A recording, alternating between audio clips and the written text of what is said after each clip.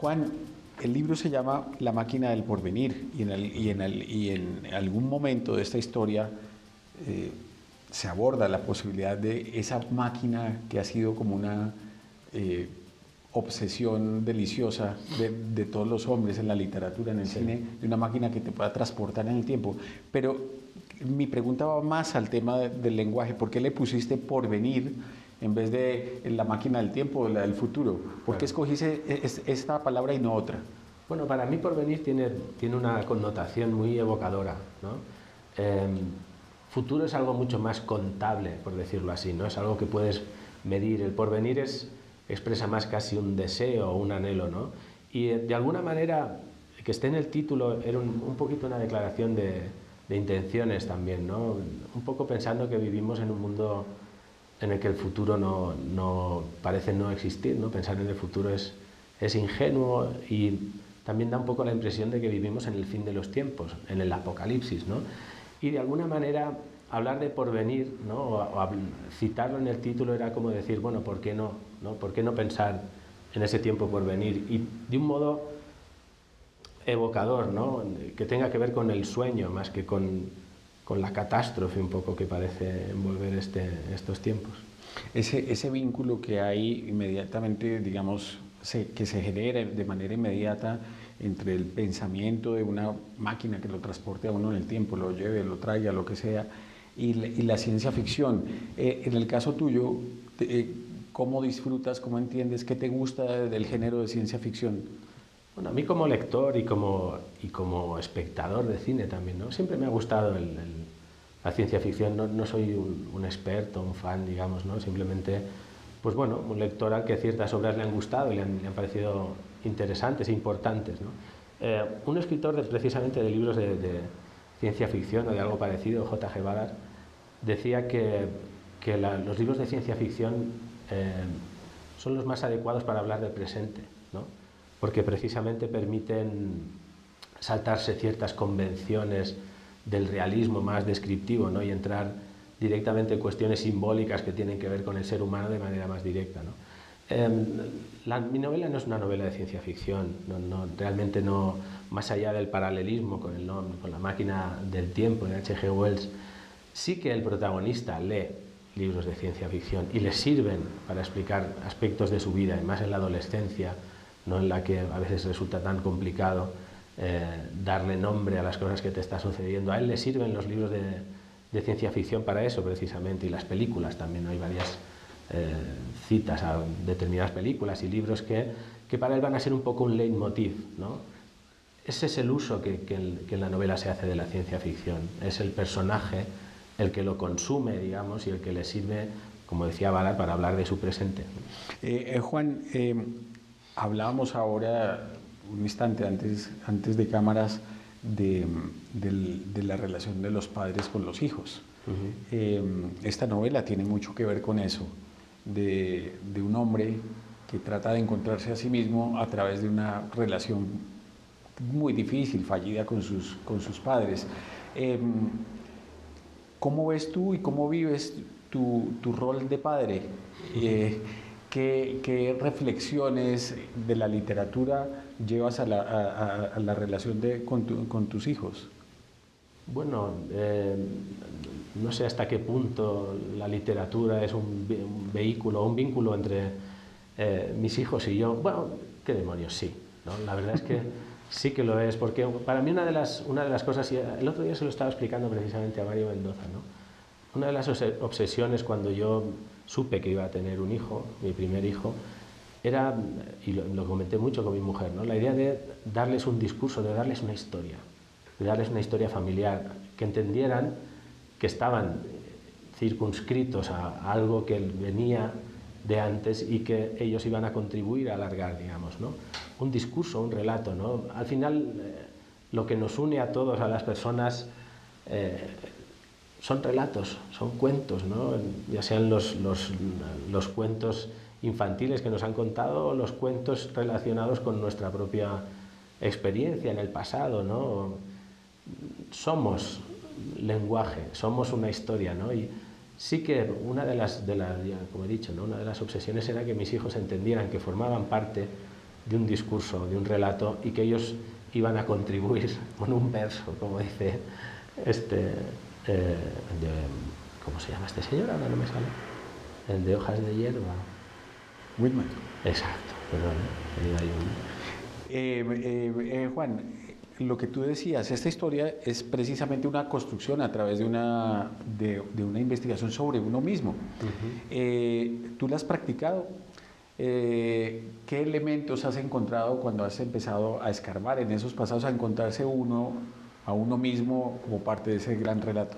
Bueno, me han preguntado muchas veces si la novela era autobiográfica, ¿no? Si realmente no está basado en mi experiencia, pero sí que Óscar, el protagonista principal, y yo compartimos algo que es el desconocimiento de nuestra línea familiar, ¿no? Yo, más allá de mis abuelos, a los que no llegué a conocer, murieron antes de que yo naciera, pues apenas tengo datos, ¿no? Y sin embargo, cuando mis hijos nacieron, cuando yo quise contarles el relato, hice un poco lo que hace Óscar en la novela, ¿no?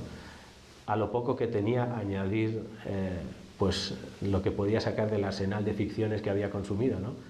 Para que de algún modo es eso, ¿no? El relato tuviera sentido, ¿no? Al final la literatura y los cuentos, digamos, ¿no? Tal vez no tienen que ver con la realidad, pero sí tiene mucho que ver con la verdad, ¿no? Y eso es lo que al final intentan transmitir.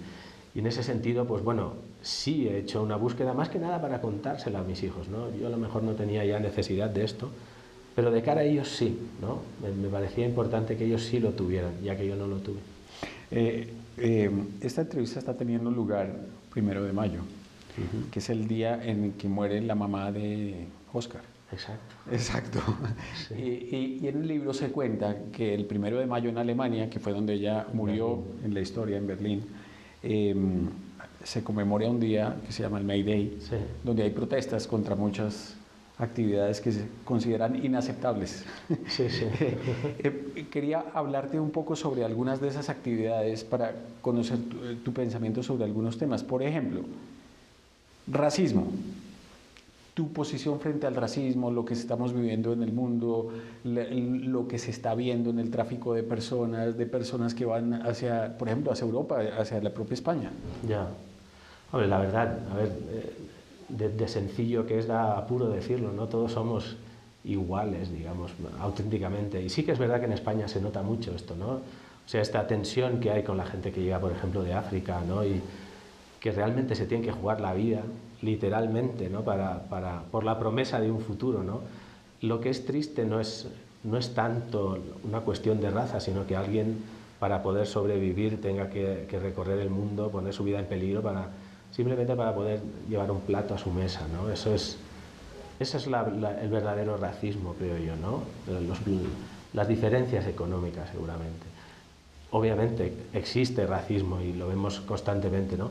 Pero casi que la discusión, o sea, sentar las bases es algo que como que no es casi ridículo tener que formular algo tan sencillo como eso, ¿no? Que todos somos exactamente iguales, ¿no? Sin importar el color o la raza o las tendencias o la religión. Globalización, lo bueno y lo malo. Uf, son preguntas muy difíciles, no sé, yo sé. ¿Te parece? Bueno, no sé si estoy capacitado para hacer un análisis así sesudo, digamos, ¿no? Pero hombre, lo bueno es digamos, cierto grado de democratización general, ¿no? Digamos, cómo se ha ampliado el acceso a muchas cosas en todo el mundo, ¿no?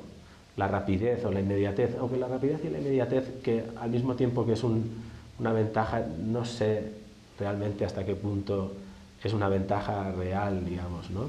Por otra parte, supongo que uno de los problemas de la globalización es la pérdida de identidad, ¿no? La dificultad de definirse sin un entorno concreto, ¿no? Dentro de una masa amorfa que ocupa el globo entero, ¿no? Es un poquito más difícil y yo pienso que ahora empiezan a verse ese tipo de problemas, ¿no? Hasta dónde, quiénes somos en este nuevo orden, digamos, ¿no?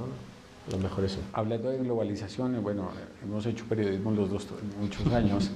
Del tema de noticias, de lo que estamos viendo en el mundo, ¿cómo consumes tú las noticias y de lo que ha pasado recientemente, por ejemplo, qué te impacta, qué te marca y qué tienes presente? Hombre, a ver, a lo mejor la preocupación así más inmediata a nivel de noticias tiene que ver con toda esta amenaza del yihadismo islámico, este tipo de cosas que también en Europa pues ha crecido una especie de paranoia respecto a esto, ¿no? No tanto me preocupa no tanto por el sentido de amenaza real como por el tratamiento que se hace, ¿no? Y por cómo lo asimilamos realmente, por cómo lo vivimos, por cómo dónde lo colocamos realmente, ¿no? Es uno de los problemas también, supongo, de la globalización, ¿no? Es los problemas que afectan a un país ya no afectan solo a un país, ¿no? Si hay un atentado, si hay si hay movimientos de inmigración, ya no afectan solamente a un país, afecta a todo el mundo, ¿no? Y para mí la preocupación es eso, es cómo realmente digerir esto, cómo dar una respuesta adecuada en este mundo súper veloz, ¿no? Que pide respuestas inmediatas a todo, respuestas que inevitablemente son superficiales y a veces de corto alcance. Juan, ¿cómo saltar de manera adecuada de un proyecto literario a otro? Esta novela ha sido muy exitosa, la estás presentando en el mundo, pero digamos ya en el horizonte debes tener, si no un boceto claro, si la idea de que vas a emprender otro proyecto. ¿Cómo piensas dar ese paso? Bueno, esto es como las historias de amor, digamos, o como dicen en España, ¿no? Que una mancha de mora con otra verde se quita, ¿no? Pues lo mejor para no sufrir el sentido de pérdida que uno tiene a veces cuando acaba un proyecto en el que ha estado tantos años viviendo con esos personajes de una manera pues muy directa y muy fuerte, ¿no?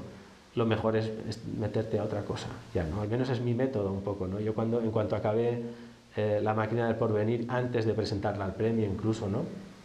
Me puse a escribir ya, de inmediato. Siempre, supongo que le pasa a todos los escritores, ¿no? Siempre tienes proyectos, siempre hay alguno ahí que está esperando, a veces con mucha fuerza, empujando aquello para que acabes lo que estás haciendo para empezar el otro que parece siempre mucho más interesante y vas a brillar más, por decirlo así, ¿no? Y sí, yo antes, o sea, incluso eso, recién acabado, pues me puse ya a escribir y en eso ando. Ahora un poquito con menos tiempo para dedicarle por todos estos placeres globales que me está ofreciendo la novela, ¿no? ¿Y podemos saber de qué se trata este nuevo proyecto? ¿Algo? Soy un poquito supersticioso con esas cosas. Pero bueno, digamos que si en esta novela, por decirlo de una manera muy sencilla y muy burda también, ¿no? Si en esta novela es un hijo que va en busca de sus raíces, de su padre, en la siguiente seguramente va a ser un padre que va en busca de su hijo. Bueno. Por resumir, digamos. No, pero está bien resumido. Juan, muchas gracias por haber aceptado esta invitación. Fue muy interesante conversar contigo sobre la novela, sobre tu pensamiento y bueno, sobre los proyectos futuros y claro, tu visita a Colombia. Muchísimas gracias, de verdad.